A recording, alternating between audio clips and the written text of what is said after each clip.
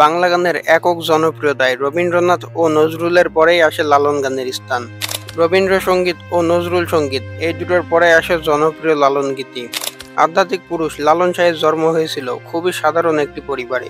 তবে বলে রাখা ভালো, জন্ম ও বংশ পরিচয় নিয়ে রয়েছে বিভিন্ন ধর্মীয় মতবাদ।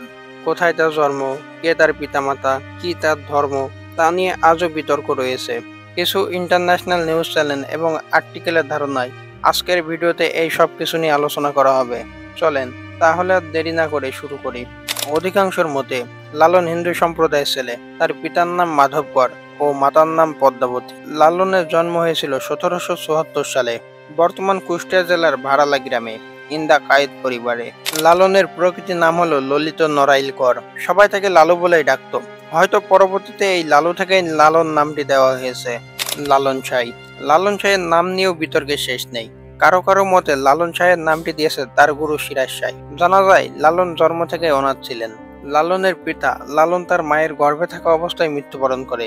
লালনের বয়স যখন 5 থেকে 7 তখন তার মাও মৃত্যুর কোলে ঢলে পড়ে।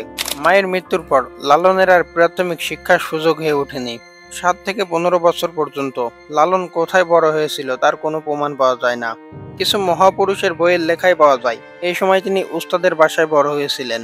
সবাই বলে এই সময় তিনি একটি বিবাহও করে। তার স্ত্রীর নাম ছিল বিশাখা। তবে এর কোনো শক্ত প্রমাণ কিংবা দলিল নেই। তবে অনেক জায়গায় পাওয়া গেছে লালন তার বন্ধুদের সাথে তীর্থযাত্রায় নবদ্বীপ যায়। সেখানে যাওয়ার পথে লালনের গায়ে বসন্ত দেখা দেয়। সেকালে বসন্ত ছিল এক মহামারী, তাই তার বন্ধুরা তাকে পথে ফেলে রেখে চলে যায়। সেখান থেকে শেউড়ি গ্রামের বাসিন্দা মলম কারিগর তাকে উদ্ধার করে বাসায় নিয়ে যান এবং লালন শাহকে সেবা যত্ন করে সুস্থ করে তোলেন। তবে বলে রাখা ভালো, এই মলম কারিগর ছিলেন ইসলাম ধর্মের। লালন শাহ সুস্থ হওয়ার পর মুখে বসন্তর দাগ রয়ে যায়। কেউ আবার বলে তার এক চোখ নাকি খারাপ হয়ে যায় বসন্তর কারণে। সুস্থ হবার পর লালন তার নিজ গ্রামে গিয়েছিলেন। সেখানে সবাই জানতো লালন আর বেঁচে নেই।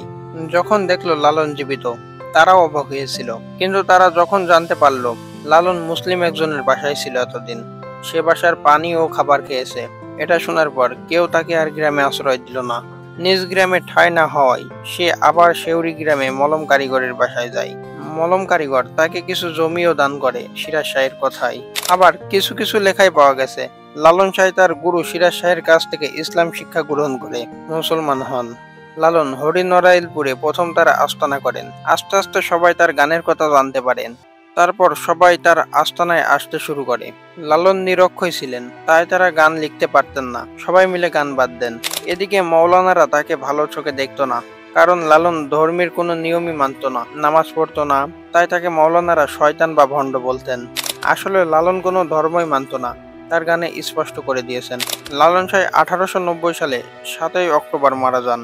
বিভিন্ন বই থেকে জানা যায় তিনি বার্ধক্যজনিত রোগে মারা যান। তিনি যখন মারা যান তার বয়স ছিল 100 বছরের বেশি। মানুষ কখনোই মরে না, মরে শুধু তার দেহ, এবং লালন শাহ হলো তার প্রমাণ। তার গান আজও সবাইকে মুগ্ধ করে। তিনি তার গান দিয়ে চির অমর হয়ে থাকবেন ভক্তদের মনে। আজকের ভিডিওটা এই পর্যন্ত। দেখা হবে নতুন কোনো ইতিহাস কিংবা গল্প নিয়ে।